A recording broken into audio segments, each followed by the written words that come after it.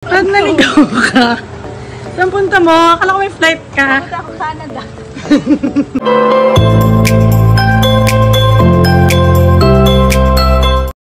Isa na namang ayuda para sa Team Jora fans ang muling ibinahagi nina Jovelyn Gonzaga at Sara Garcia.